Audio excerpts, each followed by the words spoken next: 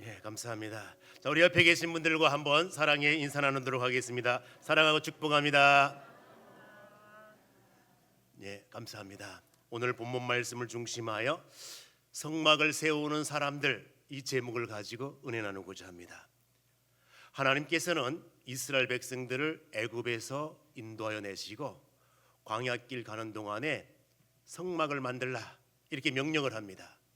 인간적인 생각으로 하나님 가기도 힘든데 그 성막을 만들고 너무 하는 거 아닙니까? 이렇게 의문을 가질 수도 있고 반항할 수도 있어요. 그런데 하나님께서는 성막을 만들라고 할 때는 그 이유가 있습니다. 그래서 오늘 이 말씀 중심하여 왜 하나님께서는 성막을 만들려고 했고, 그 존재 의미가 뭐고, 성막을 만들 수 있는 자격은 무엇이고, 어떻게 관리를 해야 되고, 이러한 부분에 대하여서 한번 생각을 해보도록 하겠습니다. 그러면 첫 번째, 이 성막이 존재하는 존재 의미가 무엇일까? 이 존재 이유가 있습니다. 이것은 바로 하나님을 만나는 곳입니다. 이곳은 제사를 드리는 곳입니다. 죄사함을 받는 곳입니다. 복을 받는 곳입니다. 그러므로 하나님께서 성막을 만들려고 할 때에 백성들에게 고통을 주기 위하여 성막을 만들려고 한 것이 아니라 너와 내가 만나야 교제가 있고 영적 소통이 되고 복이 임하게 되고 너의 생명을 위하여 성막을 만들려고 한 것이다. 그렇습니다.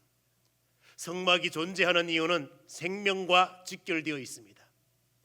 그 성막을 통하여 제사하고 제사를 통하여 생명을 부여받고 복을 누리고 이런 삶이 계속 이어졌던 것을 볼 수가 있습니다.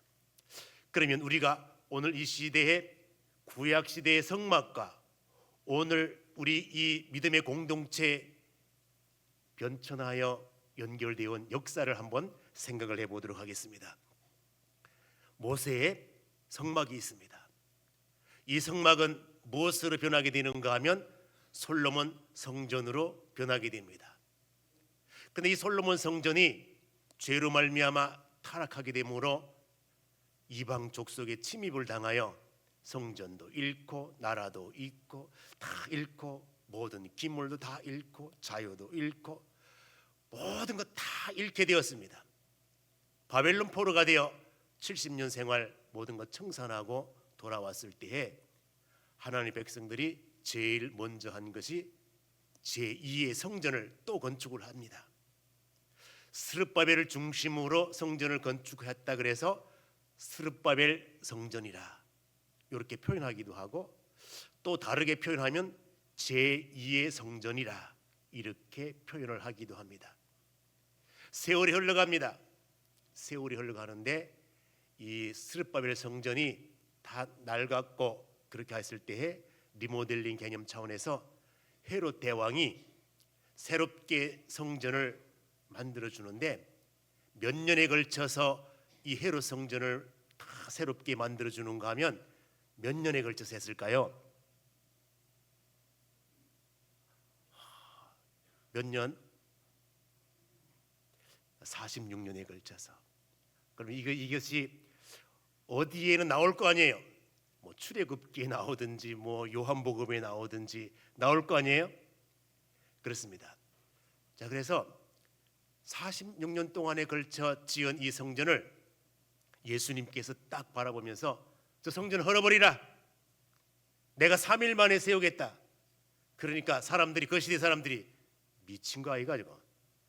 아니 46년에 걸쳐서 지은 저 성전을 네가 뭔데 3일 만에 헐었다가 지을 수 있다는 말이고. 그러니까 그 시대 사람들은 이 성전의 개념을 잘 이해를 못한 거예요. 여기서 예수님께서 3일 만에 헐고 지었겠다 하는 그 의미는 자기 자신의 부활과 관련지어서 새롭게 지어질 자기 자신의 몸, 이것이 성전인 것입니다. 예수님 자신이 성전이에요. 그리고 이제 이 예수님 자신이 성전인데 예수 그리스도를 영접하고 믿는 자들, 그 자들 개개인이 다 무슨 개념으로 적용이 되는가 하면 성전의 개념으로 적용이 됩니다. 그러므로 오늘날 우리가 인평교회라 이럴 때에 건물을 교회라고 하지 않아요. 무엇을 교회라고 하는가 하면 믿는 여러분들 개개인을 다 종합하여 교회라. 그러므로 교회는 건물이 아니라 사람인 거예요. 구원받은 백성들의 그 모임 자체를 교회라 이렇게 표현을 하는 것입니다. 그러면 구약 시대부터 성막이 되었든지 성전이 되었든지 교회가 되었든지 공통점이 있습니다. 무슨 공통점을 가지고 있는가 하면 하나님께서 임재하고 계신다는 거예요. 머물러 계신다는 거예요. 모세의 성막 속에 하나님께서 임재하셨고 솔로몬 성전에 주의 영광이 임재하여 계셨고 또 뿐만 아니라 우리 심령 속에 누가 계시는가 하면 성령이 임재하여 계시는 줄로 믿습니다. 임재, 그 임재한다, 머무른다는 말을 히브리어로 쇠키나 그래요. 쇠키나. 그래서 요거를 쇠키나라고 하는 히브리어를 영어식 발음으로 하게 되면 쇠카이나 그래요. 그래서 우리 청년들이 쇠카이나 영광, 쇠카이나 영광 찬양을 부르기도 하는데 원래는 히브리 발음으로 하면 쇠키나 이렇게 돼요. 하나님께서 머무르 계신다는 거예요. 주의 영이 임재해 계신다는 거예요. 그렇습니다. 그러므로 우리 이 믿음의 공동체가 아무것도 아닌 것 같지만은 세상 수백 명, 수천 명이 모인 것 그것과 비교할 수 없도록 이렇게 영광스러운 것은 이곳에 누가 임재해 계시기 때문인가 하면 성령님께서 임재해 계시기 때문에 귀하고 아름다운 모임인 줄로 믿습니다. 그렇습니다. 그럼 이제 이 성막이 이렇게 교회로 변천되어 오기까지 과정이 있었는데 하나님의 관심은 예나 지금이나 어떤 관심을 가지고 계시는가 하면 이 모든 성막 교회가 바르게 세워지길 원하고 계세요. 바르게 지켜지길 원하고 계세요. 또 뿐만 아니라 바르게 예배하기를 원하고 계세요. 뿐만 아니라 이 모든 공동체를 통하여 하나님의 임재 속에 모든 백성들이 다 큰 복을 누리기를 원하고 계신다는 사실입니다. 하나님의 관심입니다. 그러므로 이제 우리가 이곳에 생활하는 동안에 하나님은 바르게 세워지고 바르게 지켜지고 바른 예배를 통하여 큰 복을 주시기를 원하고 계시는구나. 그러므로 우리 성도들은 모든 공동체를 세워갈 때에 바른 복음, 바른 신앙 이 모습으로 교회를 세워가야 된다는 것입니다. 구약의 성막을 세울 때에도 그냥 아무렇게나 세운 것이 아니라 규격이 다 있었습니다. 규격이 다 있었는데 여기는 지성소를 지어라, 여기는 성소를 지어라, 바깥들을 만들어라, 그리고 번제단을 세우고 물두멍을 세우고 진설병을 세우고 촛대를 세우고 여러 가지 기구들을 다 할 때에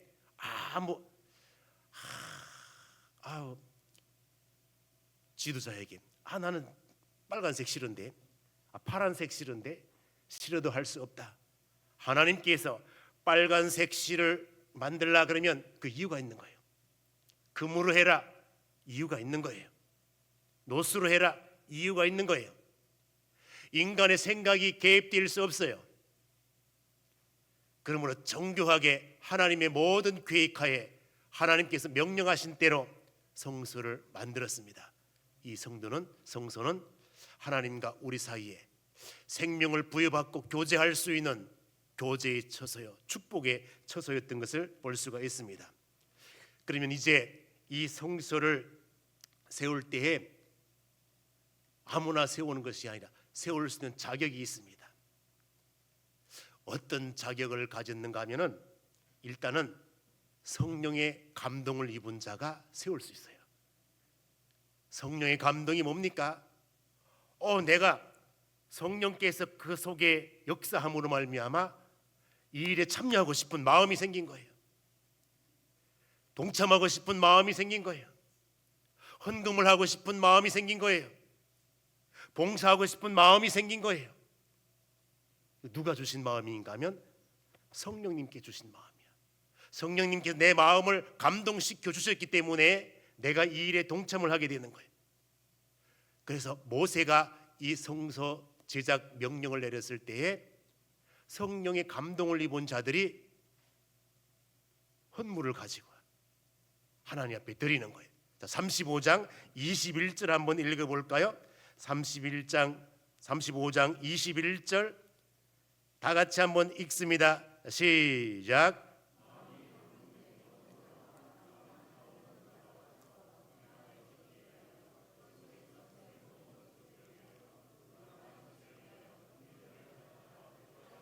그렇습니다. 마음에 감동된 자, 이게 바로 성령 하나님께서 그의 마음을 주관하사 감동하도록 하신 거예요.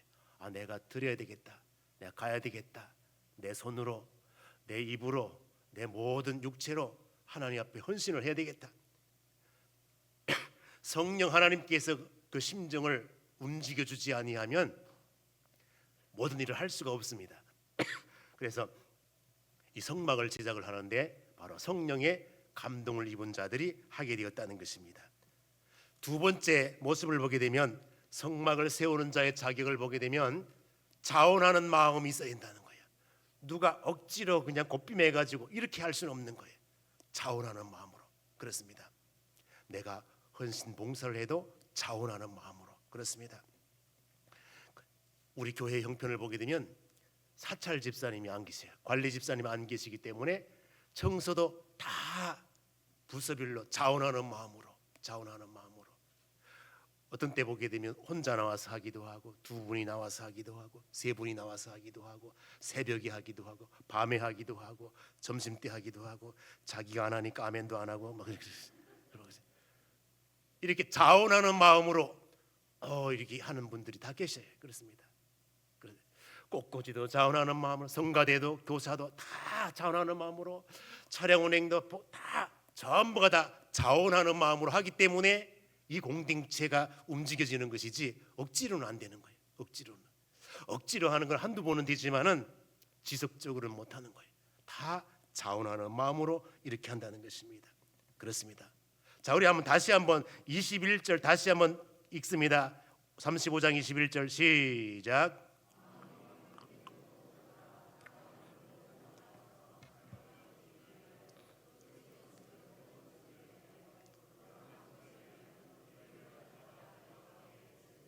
그렇습니다. 여기 자원하는 마음으로, 모든 자들이 다 함께 자원함으로 이 일에 동참을 했다는 것입니다.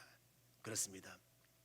어떤 자가 또 이 일을 감당할 수 있는가 하면은, 성막을 세울 수 있는 자격은 바로 지명하여 부르심을 받은 자가, 그렇습니다. 오늘 본문 말씀을 통하여 보게 되면은 다 지명하여 불렀다는 것입니다. 지명하여 불렀사. 우리 한번 볼까요? 자, 30절 한번 읽어보겠습니다. 30절 시작.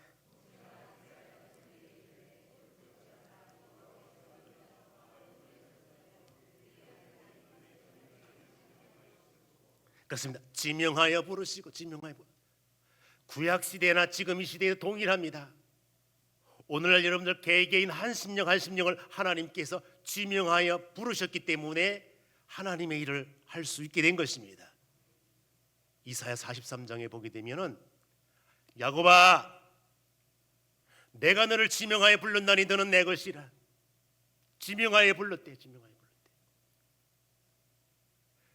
그러므로 우리는 구약 시대의 모든 백성들을 한 심령 다 불러 하나님의 백성 삼으셨던 것처럼, 오늘 이 시대에 여러분 저를 하나님의 사람으로 부르사 하나님의 일꾼 삼으신 것입니다. 그러므로 우리는 하나님께서 부르신 소명의식이 있어야 됩니다. 소명의식이. 그럼 이제 우리 지명하여 불렀다는 이 말씀을 내가 내 손으로 한번 직접 출애굽기 말고 다른 곳에 가서 한번 찾아보는 거예요. 이사야 43장 3절 내 손으로 이렇게 내 손때를 묻혀야 돼. 이 경험 교육입니다. PPT에 얼마든지 띄워줄 수 있지만은 내가 내 손으로 직접 찾고 줄도 치고 이렇게 이사야 43장 3절 이사야 43장 3절. 자, 다 같이 한번 읽습니다. 시작.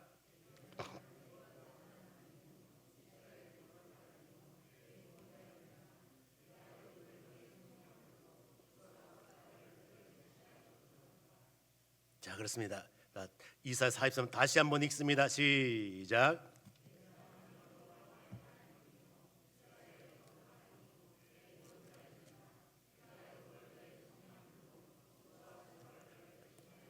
자, 1절 가겠습니다. 1절 43장 1절. 자, 1절 시작.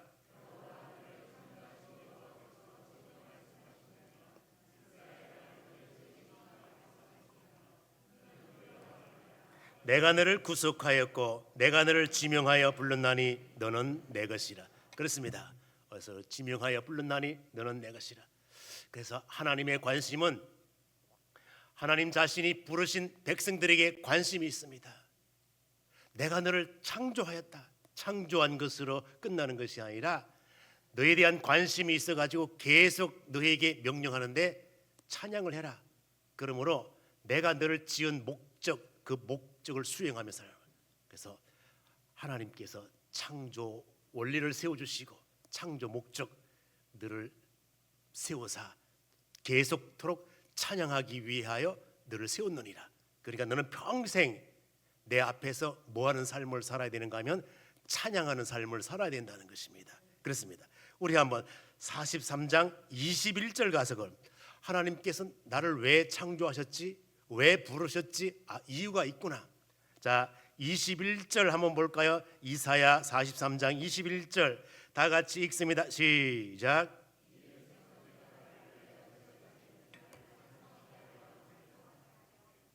자, 그렇습니다. 이 백성은 내가 나를 위하여 지었나니 나를 뭐하게?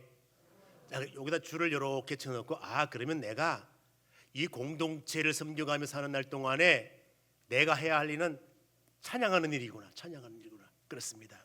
찬송하는 일이구나. 이것을 깨달을 수가 있습니다. 그래서 우리 모두는 다 하나님의 영적인 나라를 세워가기 위하여 다 부름받은 자.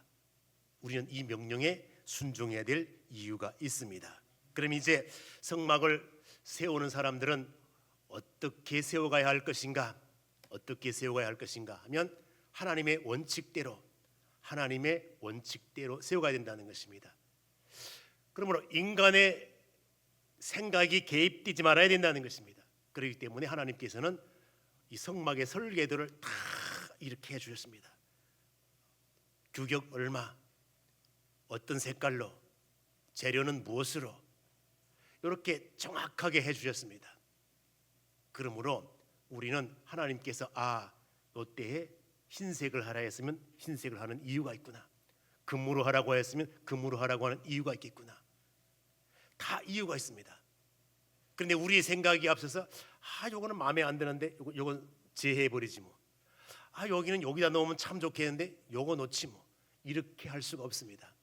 여러분, 인간이 타락하게 되면 이 하나님의 법도가 우스워집니다. 그래서 성경 역사에 타락했던 시대를 어떤 시대로 보는가 하면 사사시대를 영적 타락의 시대로 봅니다. 그러면 그 영적 타락의 시대 사사기를 결론 지을 때 뭐라고 성경은 결론을 짓는가 하면 사람이 자기 소견에 옳은 대로 행하였더라. 이게 옳은 것 같아. 이게 맞는 것 같아. 그래서 그 당시에 사람들이 분명히 하나님의 법은 제사장을 통하여 레위 지파 사람을 통하여 하라 그랬는데 그까이 거 아무 사람이면 되지 뭐. 아무나 붙들고 와가지고 네 제사장 해라.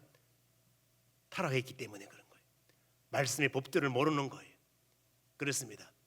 그래서 오늘날도 이러한 규례를 분명하게 해야 되는데 하나님의 백성은 우리 기독교는 말씀의 종교에 말씀을 따라가야 돼요.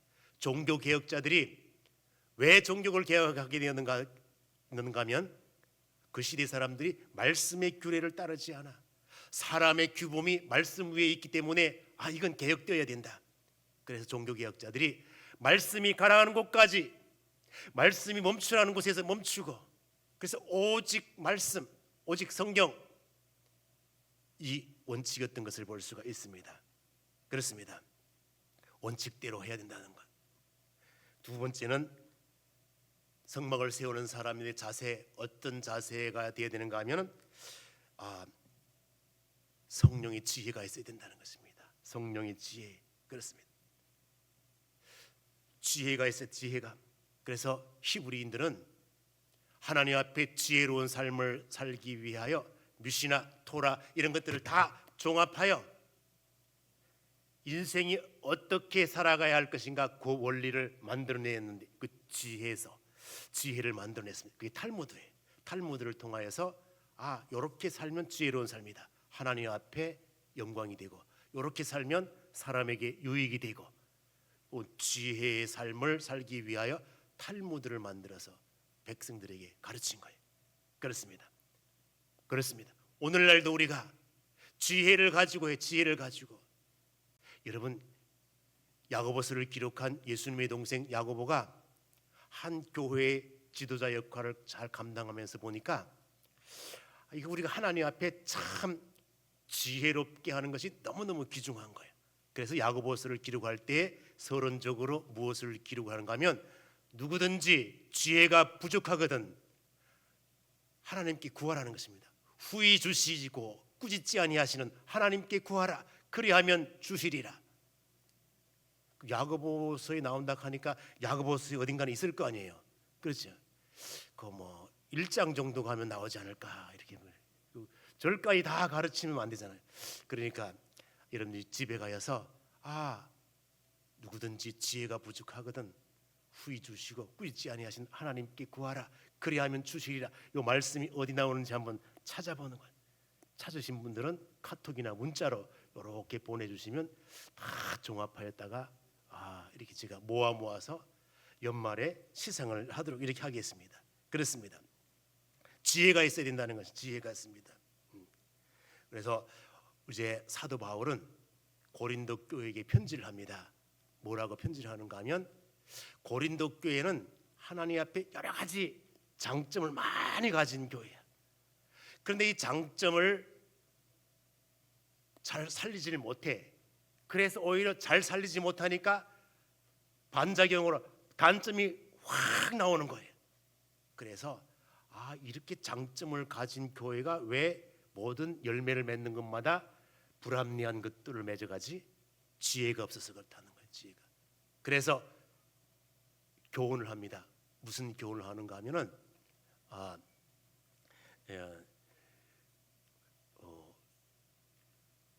이제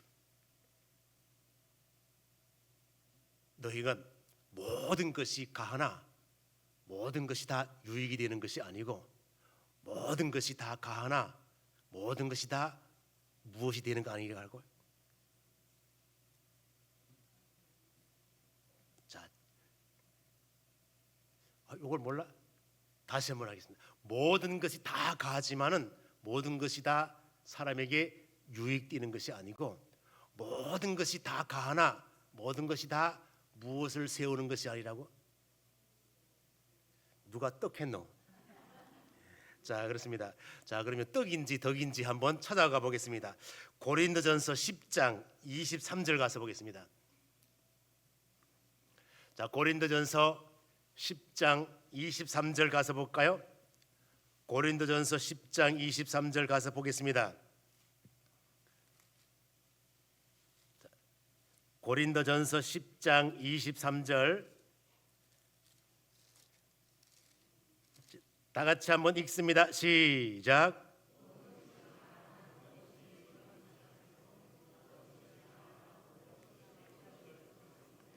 그렇습니다. 이게 바로 그거예요.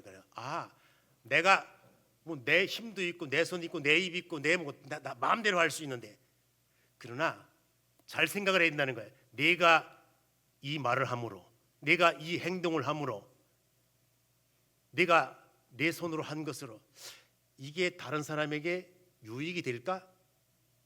덕이 될까? 이런 결과를 생각을 해야지.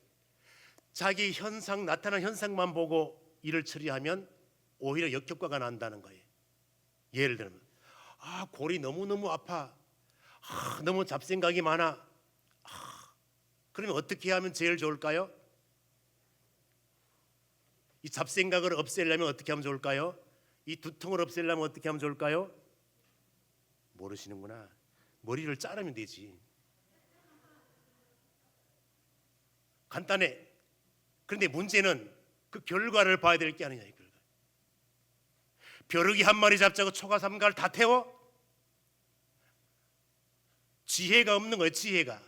그러므로 하나님의 공동체를 섬겨갈 때 이처럼 지혜가 필요하구나, 지혜가 필요하구나. 그렇습니다. 여러분, 지혜로 섬기는 사람들은 그걸 아는 거예요. 내가 이 말을 했을 때, 이 행동을 했을 때, 이렇게 처신했을 때 유익이 될까? 덕이 될까? 이런 걸 생각할 수 있는 사람이 지혜로운 사람이라는 것입니다. 그렇습니다.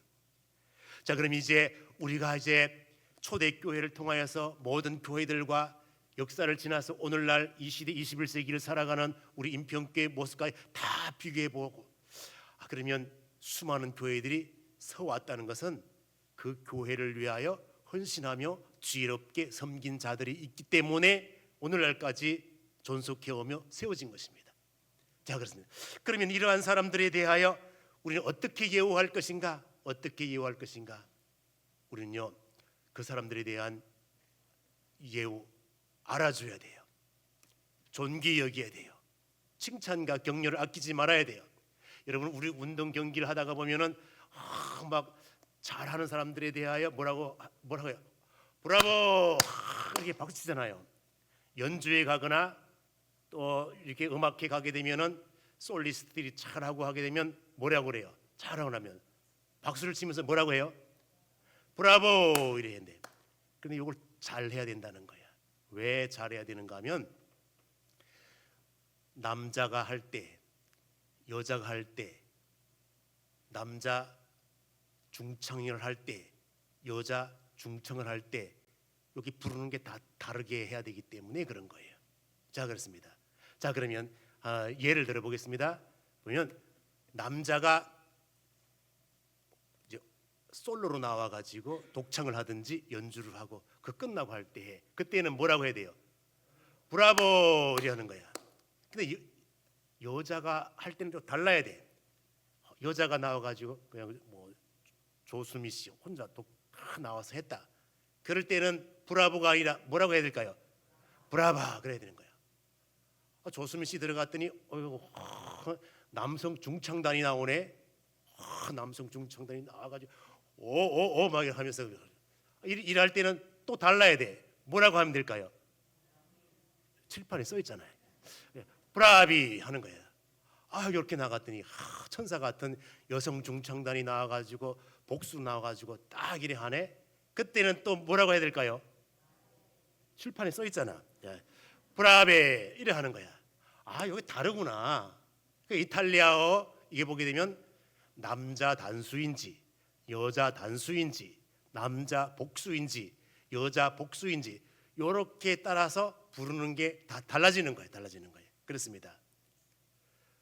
자, 그러면 우리가 남자 솔로일 때, 여자 솔로일 때, 남자 중창일 때, 여자 이렇게 다르는데 그러면 여기서 문제 하나 내보겠습니다. 그러면 남자, 여자 혼성으로 섞여서 이렇게 성가대처럼 남자, 여자 다 했을 때는 뭐라고 하면 좋을까요?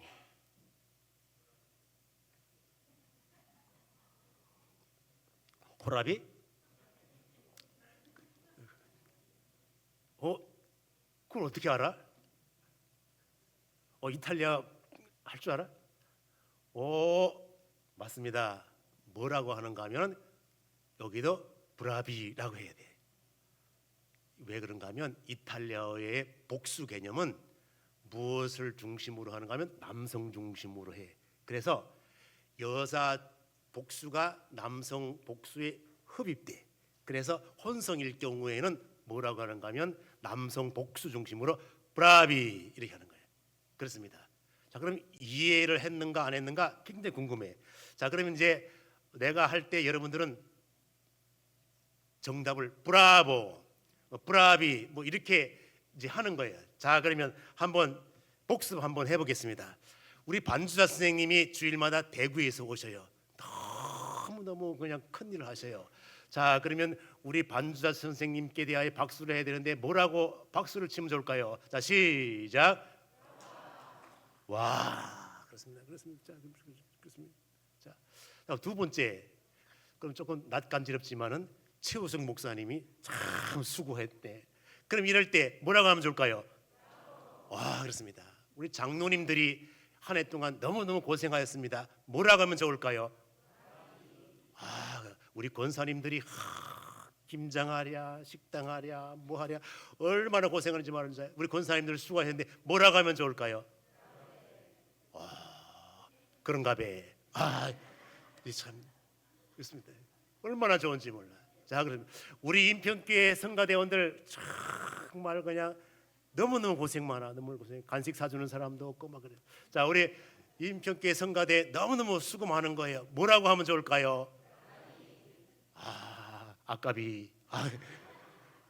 자, 이렇게 여러분들이 이제 이처럼 교회 안에 칭찬을 해주고 그러면 그 공동체가 훨씬 멋있습니다. 그렇습니다. 자, 그래서 이제 이 말씀을 종합합니다. 나는 정말 하나님의 성막을 위하여 부르심받 소명받았다고 하는 것을 인식하고 있는지, 소명받지 않은 사람은 한 사람도 없습니다. 그렇습니다. 그리고 내가 내 생각으로 섬겨가는지 하나님의 지혜, 성령의 지혜를 섬겨가는지 이것을 볼 수 있어야 되고요. 내 하는 모든 생각과 말과 행동이 하나님께 영광이 되어야 된다는 사실입니다.